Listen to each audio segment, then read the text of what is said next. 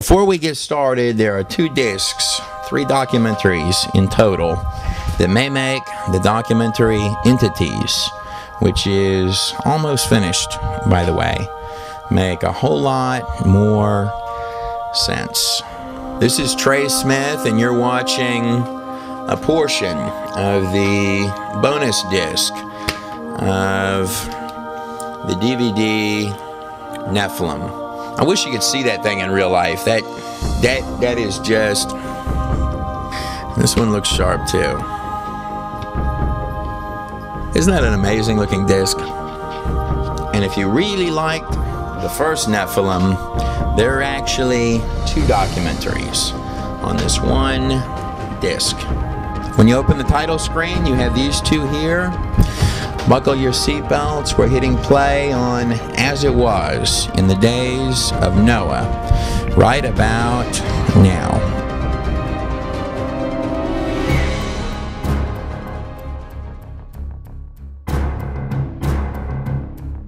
Matthew 24, beginning in verse 3. Now as he sat on the Mount of Olives, the disciples came to him privately, saying, "Tell us, Master, when will these things be? And what will be the sign of your coming and the end of the age?" And Jesus answered them and said, "Take heed that no one deceives you. For many will come in my name, saying that I am the Christ." Well, God, I guess you're my best friend, being I invented you. You believe in God's promise? Sure, I believe in myself. Why wouldn't I? Which one? Are you Jesus Christ? Which Jesus? There's all kinds of Jesuses. There's a black Jesus down in Florida. He's having a good time. There's a Mexican Jesus in Mexico. I mean, there's all kinds of There's a Jewish Jesus. I mean, Jesus, you know. There's all kinds of Jesus coming back everywhere. And nothing can stop it. It's a consciousness that lives in your mind. Satan gave me this mess. It's a lie of the devil. I shouldn't have said that. "And will deceive many, and you will hear of wars and rumors of wars. See that your hearts are not troubled. For all these things must come to pass, but the end is not yet." Everything just listed above are commonly used as signs of the end. But what Jesus is specifically stating in this passage is that these are non-signs. For these things must come to pass, but the end is not yet. Comes as the Islamist militant Al-Qaeda affiliated group ISIS increasingly spreads its wings on the ground. Well, I mean, at least they don't make it terribly confusing. The spirit behind that movement is, "For nation will rise against nation and kingdom against kingdom. There will be famines, pestilence, and earthquakes in various and diverse places. All these are merely the beginning of sorrows." The White House is now condemning the slaughter of Ethiopian Christians by ISIS. "Then they will deliver you up to tribulation and kill you, and you will be hated by all nations for my name's sake." You may want to have the children leave the room right now. But the reason we're showing you this is to bring you the reality of Islamic terrorism. Those are some awfully strange words for merely the son of a carpenter. But that is in no way the end of it. To the contrary, that's just where we get started. Jesus continues, verse 15. "Therefore, when you see the abomination of desolation spoken of by Daniel the prophet standing in the holy place, let whoever reads, let him understand." When Jesus says the abomination of desolation spoken of by the prophet Daniel, I guess we must know that he's talking about some future event. After all, you would need the temple back in Jerusalem, and Jesus himself predicted the destruction of the temple, which occurred as depicted in this scene here in 70 AD. Now wait a second, I'm pausing the bonus disc for a minute. You probably clicked on this link because you wanted to see some really spooky stuff that challenges the very boundaries of reality. Like this clip here, filmed at a UFO summonsing event in Los Angeles. And it's not just dimensional stuff, shadow people, alien summonsing, which is strangely similar to demon summonsing, but also the biological stuff is not limited to just elongated skulls that are missing the suture lines. Doesn't take much research before lots of high strangeness begins to crawl its way forth from the ancient world, where this pulsating little man-looking thing, seeming to almost step right through into reality itself. You can see his little leggies there. It almost looks like he's got arms. You can see his head occasionally just pumping and piercing through as if struggling to keep its form in our physical reality. Almost looks like he's got little wings on him, doesn't it? You know, it's always been my opinion that before one goes summonsing things that they don't really understand, it's a good idea to maybe investigate who exactly it is right on the other side of the veil that is so dearly wanting to wiggle and slip its way in. It's certainly true that there's been no shortage throughout all of human history, both recent and past, including through every age of human history, all the way back to the very beginning, who all seem to understand very precisely, exactly who was on the other side of the veil of this present puppet show. Now, there's a lot of people out there that are desperately crying out for the government to give them disclosure about UFOs and perhaps crashed UFOs and the anomalies in the sky. That's actually pretty funny to me. Now the government, these are the people that have been so abundantly honest with you about everything else, right? Now, when one thinks about strange things from the ancient world, one thing that comes to mind are the giants, like these jaws and these photographs seen right here. And these are authentic, by the way.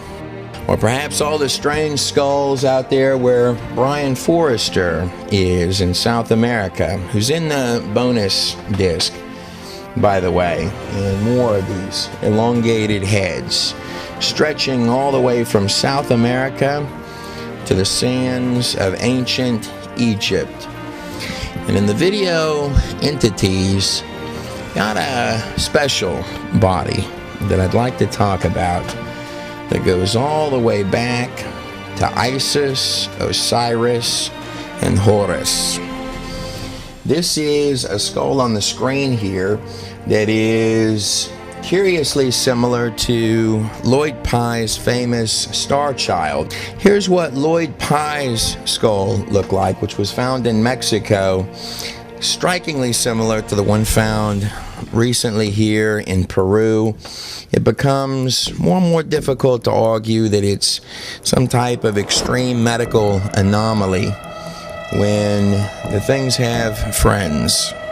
It's being held in the hands here of Brian Forrester, who is a friend of mine that does tours in Peru, as well as other locations, on the elongated skulls and also the megalithic structures around which strange skulls like this one with the unusual nasal passageway are found. This site at Bellback, not dissimilar to stuff in Peru and stuff out there in ancient Egypt and other locations within Mexico, comes actually from one of Brian Forrester's tours. He's made a very strong case to me, just as he does within the Nephilim bonus disc, that stones and artifacts like this one on the screen here, it's hard for him to imagine that this was done as it's currently ascribed by the university scholars and professors. They believe that this was done by the Romans.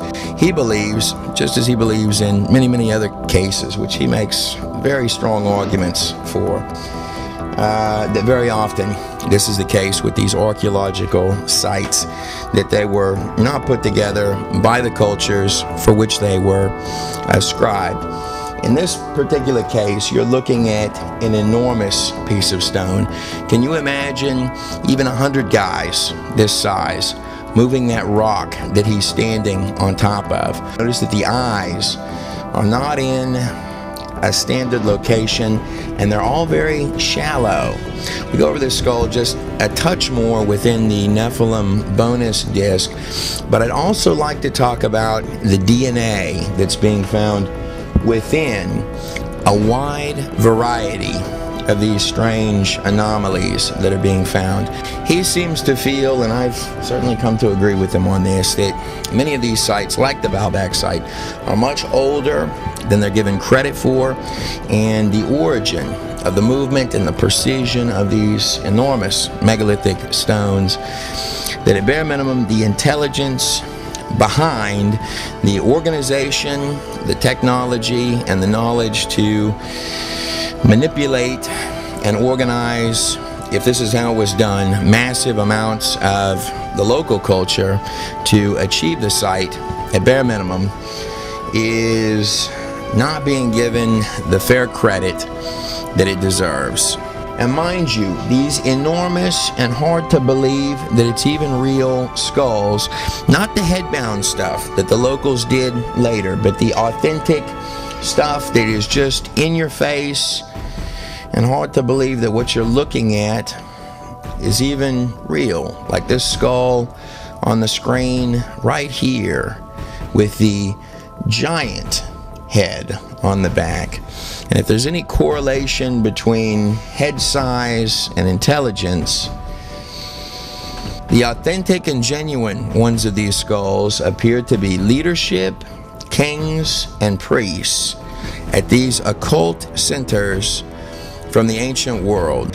In the case of Lloyd Pye's Star Child, although you'll find a variety of reports from different opinions from those with an interest in and those who are professionals in genetics, one of the things that tends to be the same in layman's terms, or even take that further, can you imagine even 500 guys dragging that stone?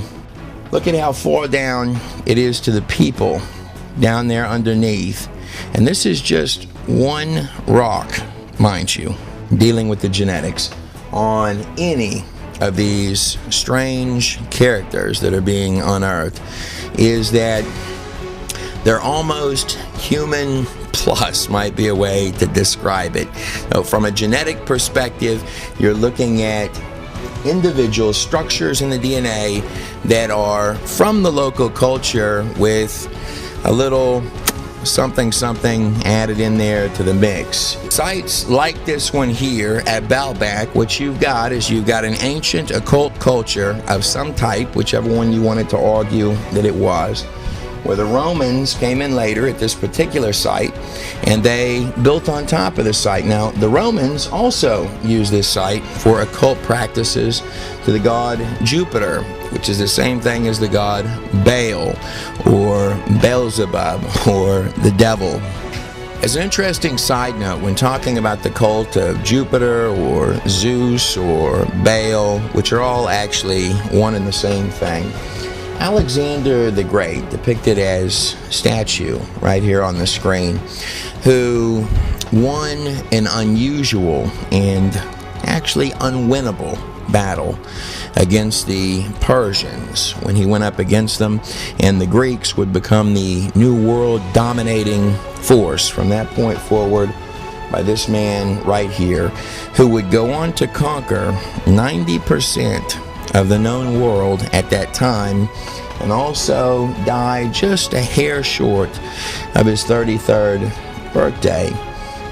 Alexander's mother, Olympias, commonly told everyone that Alexander, who didn't look a whole lot like his father, King Philip, the one-eyed King Philip of Macedonia, she went on to tell everyone that Alexander's true father was actually the serpent, or Zeus, or Jupiter, depending on what account that you read. This is an old painting of Olympia. I've censored out the sizable dirty parts in the imagery. This is Jupiter that is slithering in. Notice that Jupiter is commonly depicted with the serpent as the last half of his body coming in from some other realm to seduce Olympia.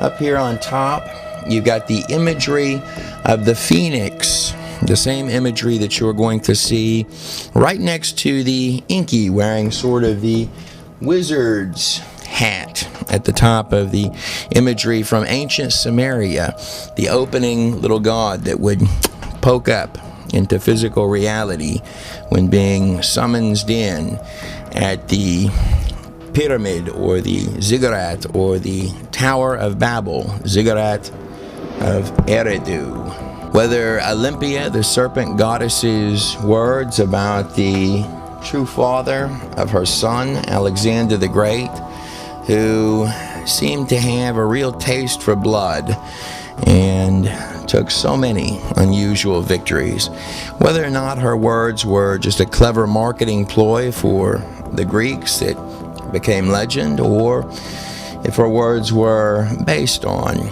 some semblance of reality, I leave in your hands to decide. Nonetheless, I find the legend behind Alexander the Great noteworthy. Wait a second. The biological freak show from the ancient world by no means stops there. How about something just like this here, right off of the bonus disc? A skull that I'm fairly certain that you haven't seen before. Now, the skull we're actually going to look at up close and personal and go through the details of in the bonus feature disc, and look up deep inside of, far enough to even where the brain is. This thing on the screen right here was found where they practice hardcore occult in the past. In fact, the very place where Charles Manson is recorded to have partied. This thing here that's had university professors tied up in knots was found by my friend Joe Reimer. But on the flip side of that coin, it appears to be not terribly difficult to confuse the vast majority of the university crowd. Their entire evolutionary faith system is based on theory from Charles Darwin, who had a degree in theology and religion from Cambridge University in 1831, and as far as anyone can tell, exactly zero experience and certainly no degree in any science whatsoever. His religious views disagree with, of course, the fossil record, basic genetics, and at this point today, we've had long streams of hoax, fake, missing links. Yes, it's true. They claim that this thing on the screen is real. There are no monkey men that have been found to date. And I, for one, don't believe they existed at all. I cover that redundantly in a variety of other videos. And mind you, that question only gets worse when you start asking them what led to the monkeys. If you want to get them really tangled up in knots, ask them what led to enormous creatures like the dinosaurs. I believe firmly that the picture, in all respects, is much larger in scope than what you're being told.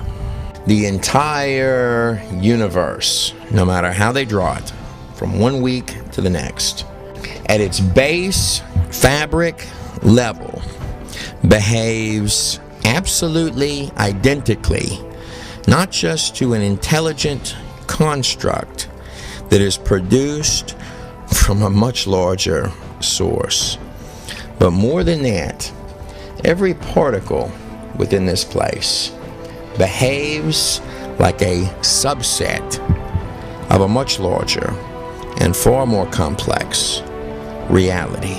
And within the Nephilim bonus disc, we take quite a lengthy little look at the geometric and dimensional messages from the Orbish characters that seem to zip around and like making these dimensional designs, like this serpent seen on the screen right here on the ground. I've got a few opinions on what exactly their drawings and their graffiti in the cow fields might mean. And within entities, I'd like to take a look at the larger scope in a way that I haven't done on video before. Here's, in a sense, the short summary version of this. When one takes the actual records that we have in this place, like the pages of Genesis, the book of origins, the book of genes is, these are some of the most attacked pages in the entire Torah. I don't believe for one human heartbeat that that's accidental. Also taking into consideration other texts that also seem to pierce to the other side of the global flood, which is covered by every single, save not one, culture on the entire earth. I'm going to be humbly submitting to your hands within both of these videos the reasons why I take texts like the Book of Enoch extremely seriously. Also addressing some of the issues that have been raised about the Book of Enoch. This particular section of text right here, you're getting the actual origin of demons.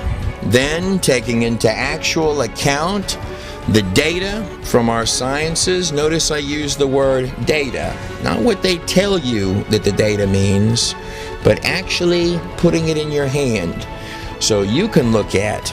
And I had this strange feeling that your interpretation of the data could actually turn out to be, I don't know, different than theirs in a large variety of respects.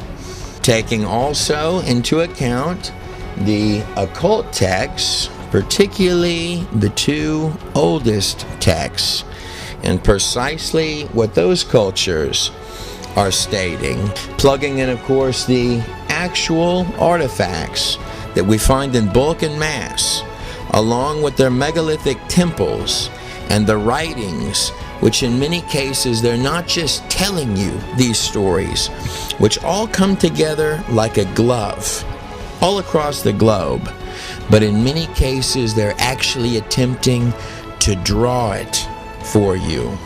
The very trackable weakening of DNA from ancient man right up to this modern version, of course, peering into that pre-flood world, looking at the rise of your early cultures in these two areas here, where the Tower of Babel or Ziggurat of Eridu is, just outside of Ur, hopping over to ancient Egypt, following then the very highly specific pagan and occult practices behind every one of your pagan cultures, the first 6 of them, leading straight on through the time period when all of your original 6 empires kind of transformed into religions to this point here, and then what you may hear occasionally from those in the witchy groups when they use terms like an ancient hope, arriving finally at your empire that lasts only a short spans, the technological Tower of Babel. There are a lot of speculations floating loose on when events from the pages of Revelation start. Yeah, that may be the wrong question. Yeah, from my view, I'm pretty certain that I could demonstrate to you. You're already living in it. And of course, the large-scale ideas being implemented one at a time through your opening 6 early cultures are going to match identically with 6 of the largest, most critical teachings of what you're finding the fallen angels teaching prior to the flood. As if somebody is filling out a little checkbox, making it all the way to the false finish line. And the astounding thing about all of this is not the coming history written in advance that hasn't actually occurred yet, but the literal thousands of prophecies about both world history and also the suffering servant, sacrifice, and the returning king, which thousands of them dealing with world history have actually precisely been fulfilled to date. There's a lot being discussed there. Some of what I just went over, a lot of it is in those 2 bonus discs that are on in those 2 bonus documentaries that are on the bonus DVD. And quite a wealth of it is being precisely covered, including the science stuff, which will all fit together with the archaeology, your records. It will all come together like a perfect weavework that lights up like a bulb. That decision I lay humbly in your hands, and I make one request with all of my stuff, and that's that you not take my word on any of it. I'm merely providing you the data so that you can investigate it within your own heart for yourself. That being stated, there's a part of one of the 2 Nephilim bonus documentaries that I'd like to play you a clip of right now that's important to me. It'd be up for public view. For security purposes. One thing that I always kicked myself a little bit for was in the original Nephilim video, not going just 1 sentence further. Nonetheless, all things, I guess, happen for a reason. But this prophecy in Daniel 9:25 that's predicting the exact day that the Mashiach, the Messiah, will come, the day that Jesus rode the donkey through the front gates of Jerusalem, and the people were crying out and declaring him as the Messiah, the King. And this only happened on one very specific day. What most don't realize is that the whole way Jesus was riding that donkey, he was actually crying, "O Jerusalem, O Jerusalem, you who stone the prophets." That prophecy given by Daniel, the beginning date is March 14th, 445 BC, for the rebuilding of Jerusalem. That's specifically what it says, and that is specifically the date of that prophecy. 69 weeks, and in Daniel it specifies that these are weeks of years. These are 360-day years, just like pretty much every calendar of the ancient world. To the triumphant entry on April 6th, 32 AD. This would be 69 times 7. This works out to 173,880 days. That is on the money. And no one could argue that that prophecy in Daniel was not written in advance, because the book of Daniel is in the Septuagint, which was written at least 270 years before Jesus Christ. But if we go one sentence further to 9:26, it reads this: "And after 62 weeks," weeks are always years, "shall the Messiah be karat." That's in Hebrew. The word karat means cut off, publicly executed. This is what it says in the text nearly 500 years beforehand. The sentence goes a little further: "But not for himself." Let me ask you, if it's not for himself, who is the Messiah being cut off and publicly executed for? Now learn this parable of the fig tree. There are forces in play that are much beyond the minds of men. And one of them, the little bitty one, the deceptive enchanter of the Pikes and Blavatskys, the one who makes slaves of otherwise free men, the local service provider of every dark age and empire, is watching the lease slowly run out as the last grains fall through the hourglass. Back a fair number of years now, when I first started doing videos, and nobody would have known me from Adam. I was working on actually the hardest video of any of them that I've done and put together, the theory of everything, which dealt with time and space, matter. You had dinosaurs, and you had everything in there. And a woman came up to me and said the strangest thing. She said I had been praying, and she said the Lord spoke to me, and he said, of everything that I've made, time may have been my wittiest invention.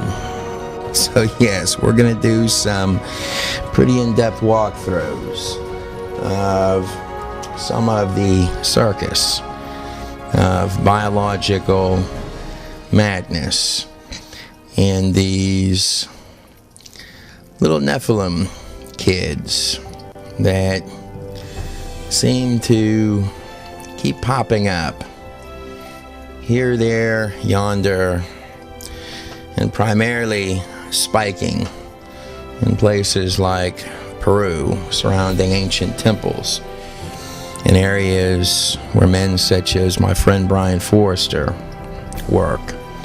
These pages, by the way, where I'm showing you in this particular video, are right off of God in a Nutshell, where it's pretty easy breakdowns going step by step with a lot of this stuff. It's really helpful when you're watching the videos.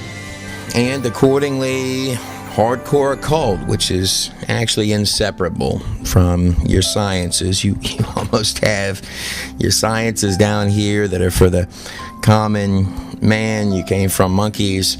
Well, I mean, in a practical sense, you've always got your junk food to be spit out to the goyim, right?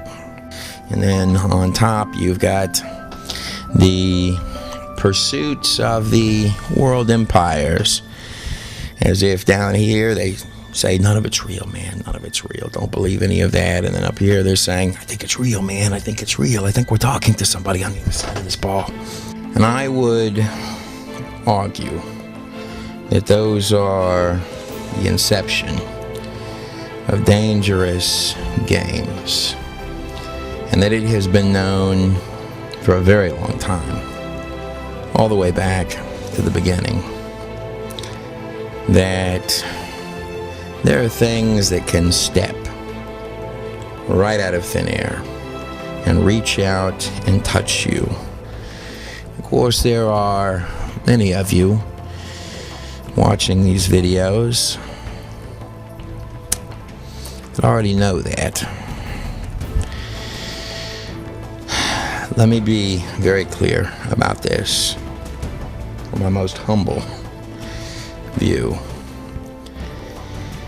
Any man that believes that deals can be made between devils and men has already very deeply deceived himself. I'd like to play another little clip that's from the bonus disc of Nephilim that I wasn't originally going to include in this upload, but felt it was important. Here's the clip. All of the old players, specifically the players important for the book of Revelation, have all seemingly appeared back on the map. The last one to blossom being the fig tree, Israel. Bet that's just a coincidence. For those of you who are Jewish, living in Israel, that are watching, there in Matthew 24, there's a statement which Jesus makes. Those who are living in Judea, when you see the abomination of desolation, flee into the desert, specifically the mountains, that direction, the direction that stuff is. Let me interpret that passage for you. What it means is, if you want to save your rear end, move it at lightning speed. Don't pull a Lot's wife and look back or gather your things. And when Israel finally gets surrounded and all hell has broken loose and all hope in anything else has been both exerted and lost, just like when you were in the canyon with Pharaoh's army behind you and the waters of the Red Sea were sitting there and there was no earthly hope. When the waters need to part again, that's the hour. That's the hour where you play the last card that you've got left. You're holding the wild card. In that hour, you play that card and you play it well. And I'll give you a hint what that card is. The same name that stops the aliens is the same name that stops the hordes of hell. There's someone else that wants the victory that day. Not for you. In fact, he specifically says that it's for his own name's sake. It's for the deal that he made with your forefather, Abraham, thousands of years back. A lot of us are banking on you to play that wild card at the moment that it matters most. And shh, let me let you in on a secret. I already know you will. That becomes a very significant year. I'd like to go ahead and let one of the two documentaries that's on the end of the bonus disc, the very tippy end of one of those two documentaries, go ahead and play itself out and let that be the end of this particular upload. This is a section within the bonus disc DVD that comes right after a part that I call the demons and the corn, where we analyze these little messages that seem to get more and more complex in the fields. All of that. Why does it need your permission? Many, if not most, if not actually all, of your mainstream science crowd are really pushing the alien kick. And this would even include atheist speakers like Richard Dawkins, who recently stated that as DNA looks like information, I'm paraphrasing, that maybe aliens did it. Stephen Hawking is another man that has been making documentary videos that there are probably aliens that we'll find at some point. My heart has really torn for this man. On a number of occasions, I've been brought to my knees crying because of him. A lot of his popularity circles around the fact that he says that there is no God. I find symbolism interesting. Stephen is paralyzed in his entire body except for his eye, and he uses this eye, a machine attached to this eye. He uses the last muscle that he's got left to say that there is no God. Each free to believe what we want. And it's my view that the simplest explanation is, there is no God. No one created the universe, and no one directs our fate. This leads me to a profound realization.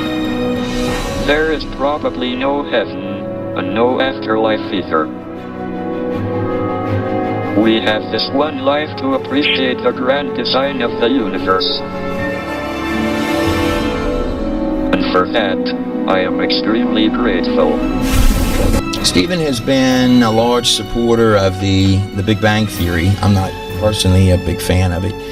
The Big Bang Theory got its name from physicist and mathematician Fred Hoyle, who coined the term Big Bang because he thought it was a big joke. The actual name of the theory comes from someone making fun of it. In the beginning, there was nothing, then it exploded. It's a tough pill to swallow. The Big Bang is actually based on or requires what's called the nebula hypothesis, or the evolution of the solar systems. This was come up with by Emanuel Swedenborg in the 1600s. Without the nebula hypothesis, the evolution of the solar systems, the Big Bang doesn't exist. It doesn't work. Emanuel Swedenborg told everyone that he got the nebula hypothesis theory during a seance that he did, that the entities, that the angels told him this theory. Back then, that kind of thing was fashionable. That being stated, what I've been telling the science community for quite some time, to properly test the Big Bang Theory and those foundations, at least from my view, what they're going to need to do is find a witch, throw her in the river, and see whether or not she sinks or floats. Stephen had a variety of theories concerning black holes, which during the black hole wars were disproven, or at least largely disproven, by Dr. Susskind, who, funny enough, disproved Hawking's black hole theories using a toilet bowl flushing as his demonstration material for Hawking's theories. Stephen went out and placed bets at one point. This was actually hard for me to believe. He placed bets at one point with university professors that the Higgs boson, nicknamed the God particle, didn't exist. Maybe he just didn't like the name. I'm not sure. Of course, they discovered the God particle, the Higgs boson, later. He had to give a few apologies for that, pay a few debts. And then after that, Stephen said that he wanted to boycott Israel. Now, here's the funny thing about this. It's not really funny, but from my view, the chair, the apparatus that's keeping him alive, the things that are supporting his life, were built, designed, and constructed in Israel. I would have absolutely loved to have been there that day when the PR people came in and said, I know you're the smartest guy in the world and all, but the chair could break. But I say all of that to say this. The thing that always made, I guess, my heart sink most was that they gave Stephen Hawking Isaac Newton's chair, his position, Isaac Newton's position at Cambridge. Sir Isaac Newton got a lot of things right, to say the least. He contributed, and that's putting it gently, to the very foundations of our understanding of the physics of this place. I find it only appropriate to end this video with the words of Sir Isaac Newton, who held the same chair of the man who, with his one eye, says there is no God. My heart actually has torn for this particular, of all the science guys out there, this particular man, not because of his science and stuff, but I watched a video one time where his family was taking care of him, and I'd like to see him make it. And I'll tell you this, Stephen, and listen to me. I'm not here to dog on you, but let me phrase it like this. The big one, the thing that you're saying, that there is no God, of all the things you've said in your life, right or wrong, it's important, at least from my view, to get that one right. And I quote, "About the time of the end, a body of men will be raised up who will turn their attention to the prophecies and insist upon their literal interpretation in the midst of much clamor and opposition." Sir Isaac Newton wrote a whole book on the prophecies in Daniel. And Stephen, even the demons playing in the backfield with the crop circles, even those demons know there's a God, and it benefits them nothing. It's certainly my view. The true science is merely the study of how God does business. I'm Trey Smith. God bless every last one of you on the other side of this screen. You just watched the end of one of the two documentaries on the bonus disc. I think they're both pretty strong documentaries. Guys, I think you're going to like them. Hang in there another minute with me, guys. I never quite end the videos the moment that I think I'm going to.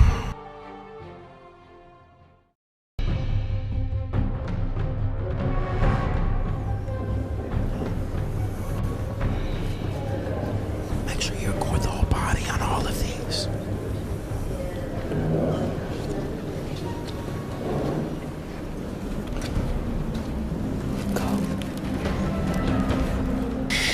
Entities is coming, guys, and it is a fireworks show. It'll probably be the very, very tippy end of July. That's what I'm trying to get to happen. But there is a lot there. It is almost finished. And that's been a long time coming. He moves his tail like a cedar.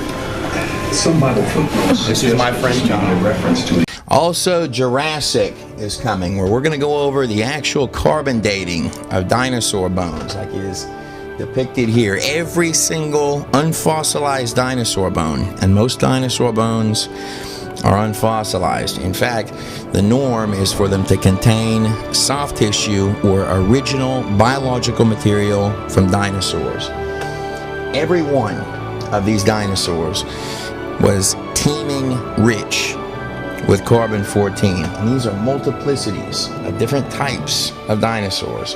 Just to put that in perspective, if the entire Earth were nothing but one big ball of carbon-14, which is like a flavor of carbon that deteriorates, if it were one big ball of carbon-14, it would be completely gone, would have completely diminished, dissolved, be no more after 1 million years.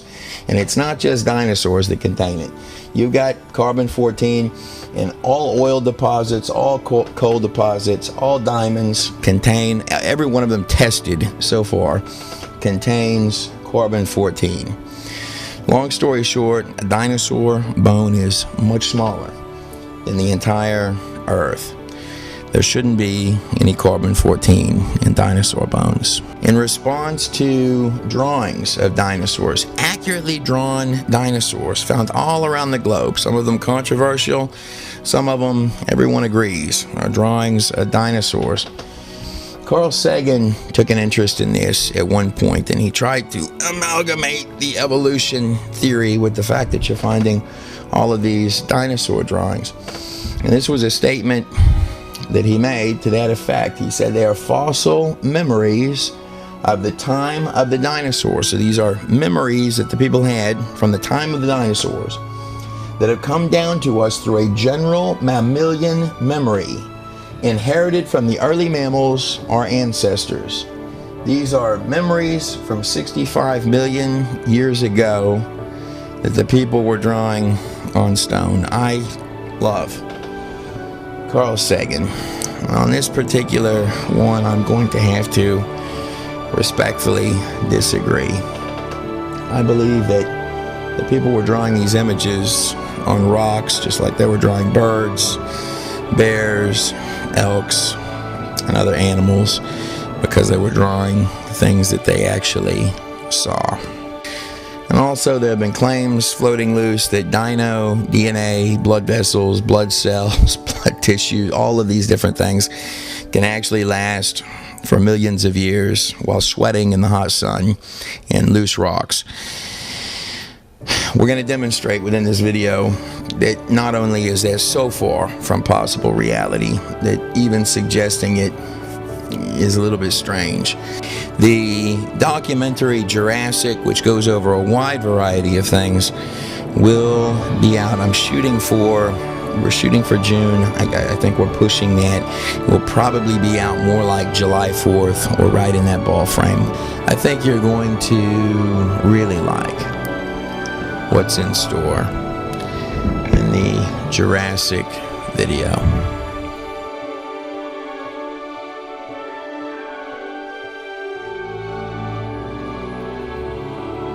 There's a lot deeper wells of biological and spiritual dimensional stuff in both the bonus disc that's already out and both documentaries that are on it, as well as an intensive and precise amount in the documentary entities, which is at this point today yet to come. And just like the two discs for Noah, where you've got disc 1 and disc 2, it's almost so much crisper in the image to see it in real life, but nonetheless, these just look amazing as well. They came out so nice, guys. 2 discs, and of course the theory of everything. And just like all of the documentaries that I've made so far, they're not only great for when you have friends over and watchable multiple times, but they definitely look good on a coffee table. Get the whole set of them while you're over on godinanutshell.com. Going a pinch further to close this particular video out, I for one find it fascinating how on the public stream of science you're watching science and the occult inch their way closer and closer and closer together. And at the moment that fusion right there occurs, might be time to buckle your seatbelts. You know that part of the roller coaster where it's coming up and it's right on the lip of the hill and about to go straight down? Now imagine that there's no bottom on the roller coaster and a lot of the track under you isn't finished. Now I'm guessing that pretty much everyone watching this video knows about King Solomon depicted on the screen behind me, and also knows the story of King Solomon asking God for wisdom, which is usually the only part of the story that gets brought up. And that's a good part of this. That's a very strong part of the story, no less. And wisdom encompasses knowledge, generally the knowledge of good and the knowledge of evil. Wisdom is a step higher than that, knowing the difference between the two. But wisdom does not necessarily imply that just because you knew the difference between the two, that you acted accordingly. In fact, taking that about 5 steps further, wisdom is a thing to be handled like fire, with the utmost of care. The more I come to learn about God himself, the more that I realize that he redundantly demonstrates within his text that there is, shall we say, a higher bar of responsibility put on the man out front the temple than there is on the man out back in the bush. The word demons is actually a Greek word, a Greek term, and it means knowledge. And there is no doubt that the things operating largely through the medium of the mind, the voice of local service provider, like a spam bot emailer that's just waiting for you to grab on one of the little emails, and it knows which one you selected, and from that point forward it only sends that one out. And going hand in hand with that, the little realm crosser guys that are dearly wanting to collect some genetics if they can get their clutches and their little bitty fingertips on it, so that they can have, perhaps even for a moment, maybe a body of their own. And considering their, shall we call it, predicament, I can't say that I blame them. The sales pitch has always got some kind of little trinket or carrot on a stick to put right out in front of mankind and dank. Well, there's got to be a carrot on a stick, because if you could see what you were dealing with eye to eye, you would run so far from it that to run any farther would actually be coming back. I'm not saying that to be harsh. That's the only way the thing knows to get relief. In the case of Solomon, he hit his knees and he asked God for wisdom. And because of who Solomon's father was, King David, a man who stood up to a giant in the name of the Father of all that is, was, or remains to come, in benefit of that man, God granted Solomon's request for wisdom.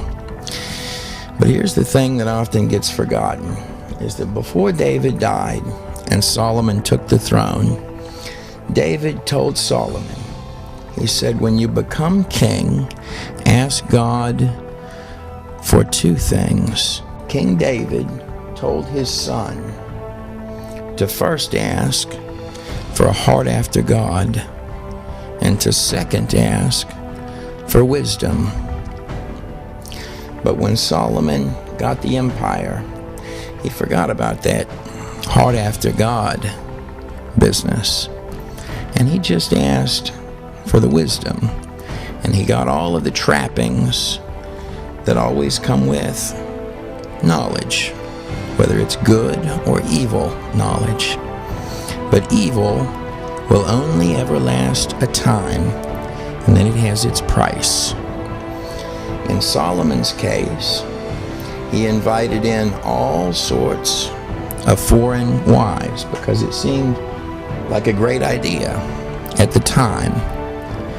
And then the mess began, where they began asking him to sacrifice to their foreign gods, the demons. Please, Solomon, just put a little incense on the fire for our gods. Please, Solomon, just make a little room inside your life for the devil. Please, Solomon, just give Satan a little bit of space within your empire. In the end, he would have given every ounce every speck of gold and everything that he had back. And he cried out as much, vanities, vanities. If he could merely go back in time and change that one request. It's not just that there were only 2 trees back in that garden, and we were even told which one was the wrong one to pick in advance. But I would argue that through all of this, that God himself has been mopping up our mess and cleaning up our crises through every stumbly, stupid footstep that we've made the entire time, and giving us get out of jail free cards at his own expense this entire time. I'm Trey Smith, and I pray that wisdom not only fill and flood your mind and be beneath every footstep on your path of this journey. But one step further than that is the request that you'll have to make yourself. And if you listen to my story about Solomon, you already know what that request is.